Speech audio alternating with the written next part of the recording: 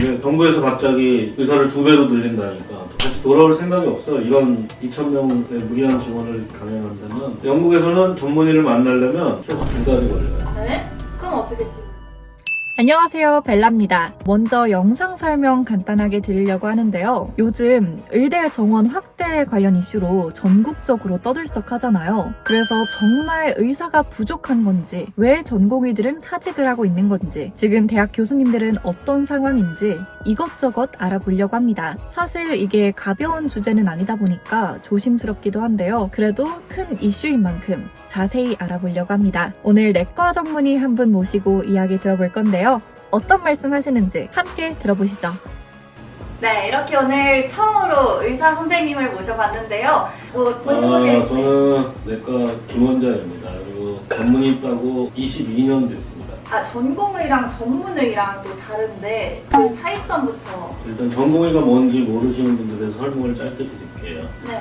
의대 6년을 마치고 의사 국가 시험을 통과하게 되면 의사 면허를 주겠고요. 의사 면허를 땄다고 해서 바로 환자를 잘 볼 수 있는 게 아니고 각과 전문과 교수님 밑에서 4, 5년 동안 전공의 과정을 거쳐야 전문의를 딸 수가 있어요. 전공의들은 쉽게 얘기하면 의사지만 환자 진료하는 걸 교수님께 배우는 피교육자의 그런 의사들이에요. 전공의들이 왜 병원을 사직하게 되었느냐? 정부에게서 희망을 빼앗겼기 때문이에요.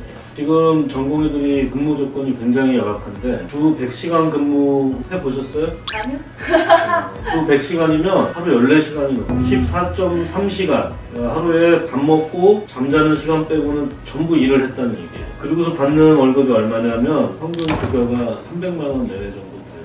400시간 가까이 근무를 하는데 300만 원이니까 최저 시급이 안 되는 박봉에 일을 하고 있는 거란 말이죠.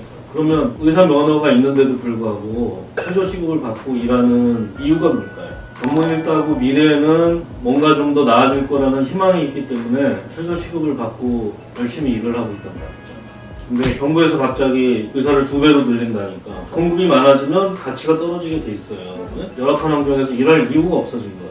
아주 심각한 상황인데 정부에서는 업무 개시 명령만 계속 이야기하고 안 들어오면 처벌한다 이런 얘기만 하는데 다시 돌아올 생각이 없어요. 이런 2,000명의 무리한 지원을 강행한다면 자료들이 많이 있는데 우리나라가 그러면 정말로 의사가 부족하냐 그거를 먼저 짚고 넘어가야 되는데 OECD 평균보다 의사가 부족하기 때문에 부족하다고 얘기를 해요. 다른 나라에서 볼 때는 의료 접근성 면이나 치료를 받을 때 들어가는 비용 이런 여러 가지를 따졌을 때 우리나라를 다들 부러워하고 있어요. 왜요? 영국에서 만약에 전문의를 만나서 전문적인 진료를 받아야 된다 그러면 얼마나 기다려야 된다고 생각하세요? 영국이면 오래 기다려야 되나요? 영국에서는 전문의를 만나려면 최소 2달이 걸려요. 네? 그럼 어떻게 치료를 받아요? 암 진단을 받고 바로 수술 안 하면 불안해할 거 아니에요. 우리나라는 보통 암이 진단되면 대학병원에 전원을 했을 때 거기서 추가적인 검사 몇 가지 끝나면 바로 1, 2주 안에 수술하는 게 상식이란 말이에요. 근데 영국에서는 암 환자가 진료받고 2달 이내에 수술을 받을 수 있는 환자가 절반밖에 안 돼요. 그러면 어느 나라가 의사가 부족한 거예요? 영국이 부족한 거 아니에요? 영국이 잘못된 거죠. 우리나라는 부족하지 않아요. 영국에서는 응급실에 들어가서 대기하는 시간이 12시간에서 16시간 이상이 걸려요. 진료를 받는데. 우리나라는 응급실에서 환자를 못 받는 이유가 수가 문제가 들어가는데 필수과에 제공하는 진료비가 OECD 평균보다 3분의 1 정도밖에 안 돼요. 미국의 10분의 1, 15분의 1.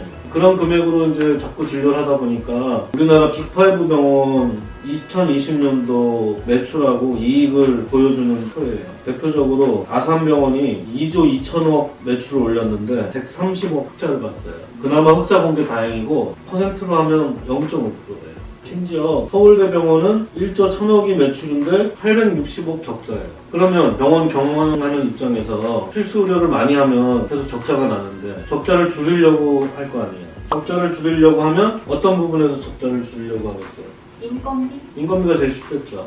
그러면 우리나라 대학병원이 대표적으로 서울대병원을 비교해보면 전체 의사 중에 전공의 비율이 46.2%예요. 전체 의사가 1,600명인데 그중에 740명이 전공이에요. 미국은 어떠냐? 대표적인 큰 병원들의 경우에는 10% 정도 내외가 전공의가 차지해요. 의료를 책임지는 사람이 아니고 배우는 입장이기 때문에 전공의 비중이 46%인데도 불구하고 적자가 날 수밖에 없는 거예요. 근데 서울대병원은 어떻게 유지가 되느냐? 주인이 나라니까 나라에서 돈을 메꿔주는 거예요. 사립병원인 경우에는 더 인건비를 줄이려고 애를 쓰겠죠. 이게 뭐 누구 잘못이에요? 전공의 잘못이 아니잖아. 미래에 희망이 없는데 더 이상 수련받을 이유가 없는 거죠. 소아과 오픈런이라는 것도 들어봤는데 이런 건 왜 생기는 걸까요? 소아과 전문의 중에 소아과를 포기하신 분들이 많아요. 산부인과 의사 중에 상과를 전공했지만 분만을 포기한 의사가 50%가 넘어요. 그 이후에는 크게 두 가지가 있는데 소아과도 그렇고 산부인과도 그렇고 애들이 많아야 수익이 나는 과예요. 저출산에다가 의료 수가가 싸기 때문에 박리담회로 많이 봐야 어느 정도 수입을 보존할 수가 있는데, 예를 들어서 이제 내과나 정형외과 뭐 이런 데는 노인분들 환자가 많기 때문에 어느 정도 박리담회 구조가 가능하겠지만, 소아과 산부인과는 박리담회로 버틸 수가 있는 과가 아니란 말이죠. 그래서 비유를 하자면 밥을 집에서 안 먹고 모두 다 식당에 가서 먹는 그런 마을이 있다고 가정을 해봐요. 보통은 자기들이 알아서 가격을 결정할 거 아니에요. 재료비, 인건비, 뭐 임대료 뭐 이런 걸 다 고려해가지고 이 마을에서는 제일 높은 시장이 결정을 해요. 법으로 5,000원 이상 못 받게 했어요. 5,000원 이상 못 받게 하니까 어떤 일이 생기냐면, 예를 들어서 삼겹살집이 있는데 여기는 뭐 15,000원은 받아야 어느 정도 자기가 이문이 남는데 5,000원을 받으라니까 팔면 미치는 거예요. 그러면 삼겹살집은 없어지겠죠. 그쵸, 망하겠죠. 근데 망하고 삼겹살집이 없어지니까 주민들이 민원을 넣는 거예요. 아니 삼겹살집이 왜 이렇게 없어지냐, 삼겹살 먹고 싶은데 우리는 어떻게 해야 되냐, 불편하다. 그러면 정부에서 어떻게 해야 되겠어요? 5,000원 마지노선을 없애야겠죠. 자율적으로 어느 정도 이득이 남게 해주면 없어졌던 삼겹살집이 생길 거란 말이에요. 근데 이제 정부에서 이제 또 터치를 안 하는 게 있어요. 그 마을에서는 꼭 먹고 살아야 되는 식사 말고는 오마카세 집이나 호텔 뷔페 이런 10만원, 20만원짜리 고급 식사는 터치를 안 해요. 100만원을 받아도 상관이 없어요. 그러니까 삼겹살집 문 닫고 오마카세 집을 차리는 거예요. 식당 주인들이. 그러면 점점 밥 먹을 수 있는 식당은 없어지겠죠. 그쵸. 그게 이제 소아과 오픈런의 핵심이에요. 소아과 의사가 먹고 살기 힘들고 피부과 성형외과는 훨씬 더 쉽게 돈을 벌 수 있으니까 오픈런이 생기는 건데, 오픈런을 해결하기 위해서는 소아과의 처우를 개선해 주는 게 맞는 거죠. 근데 지금은 소아과를 하겠다는 젊은 의사들이 소아과 전공의 정원의 20-30%밖에 안 차요. 70% 이상이 미달이란 말이죠. 그 이유 중에 또 중요한 게 또 법적인 문제가 있어요. 필수과는 이제 생명을 다루기 때문에 심하게 아픈 환자들이 온단 말이에요. 많이 아플수록 죽을 가능성이 높아지죠. 근데 환자가 죽었다고 의사를 구속시키는 나라가 전 세계 우리나라밖에 없어요. 이대 목동병원에서 몇 년 전에 사고가 생겼는데 소아중환자실에 있던 아기들이 갑자기 여러 명이 죽게 됐어요. 가슴 아픈 일이지만 정부에서 이제 조사를 해보니까 소아한테 주는 영양제 주사가 균에 오염돼서 폐혈증으로 죽었어요. 근데 그거를 관리감독을 잘못했다고 의사를 구속을 시켜서 재판을 받게 했단 말이죠. 이건 구속감이 아니에요. 왜냐하면 내가 살해 의도가 있고 증거인멸의 의도가 있는 경우에 그걸 조작을 못하게끔 하기 위해서 구속을 시키는 건데, 의대 교수가 뭐 어디로 도망가겠어요. 도망갈 이유도 없고 살해 의도도 전혀 없던 사람인데 그걸 구속을 시켜서 결국에는 재판을 여러 번 해서 무죄 판결을 받았어요. 근데 그 사람은 구속되어 있는 동안에 의사로서 회의를 많이 느꼈을 거고, 그 이후로 소아과는 거의 멸종의 길로 들어섰다고 봐도 과언이 아니에요. 근데 그 과가 소아과만의 문제냐? 그렇지 않아요. 응급의학과 교수나 전공의들도 여러 개 재판에 걸려있는 경우가 많고 형사, 민사적인 사건에서 자유롭지가 않기 때문에 필수과를 하고 싶은 사람들도 망설이게 됩니다. 경제적인 이유와 법적인 보호 조치가 없기 때문에 필수 의료가 망가지고 있고, 대책을 달라고 20년 전부터 의사단체에서 지속적으로 얘기를 했는데 비용이 안 들고 정부에서 쉽게 해결할 수 있는 방법이 의사 증원이라고 생각한 거예요. 의료를 더 망가뜨리는 최악의 정책을 선택한 거죠. 그럼 막 아파서 응급실을 가도 요즘에 치료를 못 받는다고 하던데. 응급실 뺑뺑이도 결국에는 수가 문제하고 관련이 있어요. 응급실에서 환자를 못 받는 이유는 응급실에서 응급조치를 하고, 예를 들어서 수술을 하려면 수술방이 있어야 되겠죠. 수술방만 있어서는 안 되고 수술할 의사가 있어야 돼요. 근데 몇 년 전에 우리나라 최고 큰 병원인 아산병원에서 근무하던 간호사가 뇌출혈로 쓰러졌어요. 그런데 그 병원에 뇌수술을 할 수 있는 의사가 단 2명밖에 없어요. 그 큰 병원에. 왜냐? 병원에서 안 뽑아요. 그 뇌수술하는 의사는 많이 뽑아봐야 병원이 적자만 더 커져. 의사를 최소한의 인력만 뽑은 거예요. 2명은 최소한의 인력이에요. 하루씩 번갈아 가면서 당직을 서는 거예요. 한 달에 15일 당직하고 당직 다음날 일을 또 해야 되는데 그 일을 버틸 수 있는 사람이 많을까요? 힘들겠죠. 그러니까 지금 흉부외과나 신경외과는 그런 상황이에요. 의사를 많이 뽑아놓으면 그과 교수들의 삶의 질이 좋아지겠죠. 그런데 그렇게 많이 뽑으면 눈덩이처럼 적자가 불어나요. 그 의사를 뽑지를 않아. 응급실에 갔는데 수술할 의사가 없는 거예요. 그때 왜 그랬냐면 교수 한 분이 학회에 참석하러 갔고 한 분은 수술실에 들어가서 이 간호사를 수술할 수가 없었어요. 그래서 결국엔 다른 병원으로 이송하고 거기서 수술을 받았지만 사망하게 됐는데 진료비를 제대로 줄 것을 주고 그래야 필수 의료가 육성이 되는 건데 그렇지 않기 때문에 이런 일들이 벌어지는 거죠. 우리나라 최고 병원인 아산병원하고 미국 최고 병원인 메이오 클리닉을 비교한 자료예요. 이거는 2008년도 자료라 지금하고는 조금 차이가 나긴 하지만 큰 흐름은 바뀌지 않았어요. 보면은 직원 수, 근무 의사 수가 아산병원은 1167명으로 되어 있어요. 2008년 기준. 근데 이 중에서 전공의가 거의 40%예요. 그리고 메이오 클리닉은 6,900명. 6배 이상 차이가 나요. 그 이유가 뭐냐? 이렇게 6배 이상 차이 나는 의사 수를 가지고도 진료 실적을 보면 수술 건수가 거의 똑같아요. 입원 환자는 아산병원이 77만 명, 메이오 클리닉이 13만 명. 오히려 아산병원이 6배나 더 입원 환자가 많아요. 그리고 외래 환자 수도 220만 명, 메이오 클리닉이 180만 명으로 메이오 클리닉보다 더 많은 진료를 했어요. 더 많은 진료를 했는데도 불구하고 지급된 진료비는 아산병원이 1조 800억, 메이오 클리닉이 8조 8천억, 8배 이상 차이가 나요. 결국에는 제대로 진료비를 못 받고 병원을 운영하다 보니까 필수과에 필요한 인력들을 충분히 뽑을 수가 없는 거예요. 필수과 의사가 부족하기 때문에 환자를 못 받는 이유도 있고 또 하나 중요한 게 중환자실이 없는 거예요. 왜 부족하냐? 중환자실도 이제 수가 문제가 있어요. 미국이나 유럽하고 중환자실 수가를 비교해보면 우리나라 중환자실 수가 하루 12만 7천 원, 영국 240만 원, 미국 176만 원, 호주 195만 원. 10배, 20배 차이가 나죠.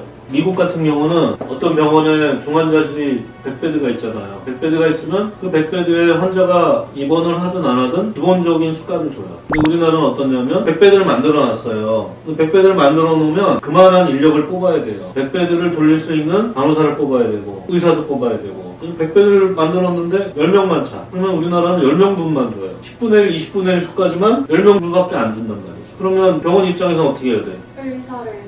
의사를 줄이는 게 아니고 베드를 줄여야지. 평균적으로 10베드 쓰는지 20베드 쓰는지 딱 그만큼만 중환자실 베드를 만드는 거예요. 거의 항상 풀베드가 되는 상황이 되는 거죠. 그래서 용산 참사 때도 갑자기 중환자가 100명, 200명이 생겼어요. 그런데 그 환자들이 전부 입원할 수 있는 게 아니에요. 왜냐하면 중환자실에 가야 되는데 그 인근에 있는 대학병원 중환자실이 여력이 병원 한 개당 2~3개밖에 없었어요. 왜냐? 이런 이유 때문이에요. 중환자실을 많이 만들어 놓으면 손해를 봐. 그 인력을 다 뽑아서 유지해야 되는데 그걸 보상을 안 해주기 때문에 그런 거예요.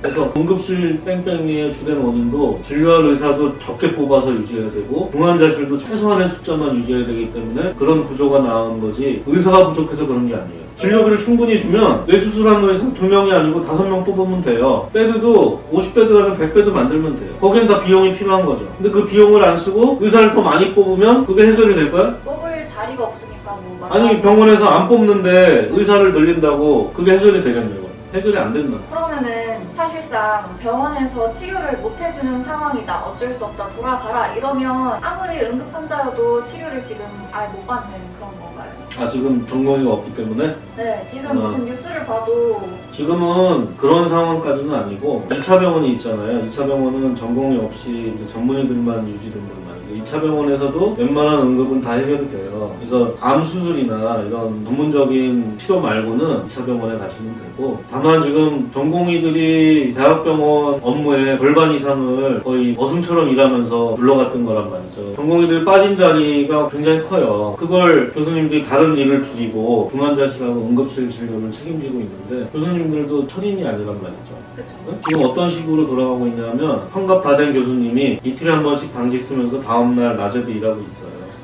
그런 상황이 지금 한 달째 진행되고 있는데 정부에서는 병가도 안 되고 힘들다고 사직해도 안 되고 무조건 일하라는 거예요. 교수들이 일을 안 하면 안 된다. 그런 입장이에요 지금. 근데 현실적으로 의사도 사람이기 때문에 그런 상태에서 아마 오래 버티시지 못할 거예요. 조만간 쓰러지는 교수님들 나올 거라고 생각해요. 그럼 뭐 응급 상황이면은 대학병원은 전공의들이 많이 빠졌으니까 2차 병원을 가면 좀 해결이 된다. 그렇죠. 네. 그리고 지금 2,000명이라는 숫자가 늘어난다고 해서 당장 효과를 볼 수 있는 것도 아니에요. 의사가 전문의까지 따려면 최소 15년이 걸려요. 15년 후에 써먹을 의사 2,000명 더 늘린다고 지금 당장 가동할 수 있는 인력 13,000명이 나가 있어요. 돌아올 생각이 없어요. 이게 제대로 된 정책이냐고요. 의료를 한순간에 망가뜨린 거죠. 정부가 생각을 바꾸지 않으면 제가 볼 때는 조만간에 교수님들도 쓰러지고 이탈자가 나올 거고 힘들어서 사직하는 교수님들 나올 거예요. 그렇게 되면 대한민국 의료는 4, 50년 후퇴하게 되는 거죠. 그래서 필수 의료를 해결하려면 젊은 의사들이 필수 의료를 하고 싶다 그런 생각이 들게끔 정책을 짜면 돼요. 지금 의사가 부족하지 않아요. 젊은 의사들을 유인할 수 있는 그런 획기적인 유인책을 마련하지 않으면 필수 의료는 되살리기 어렵다고 생각합니다.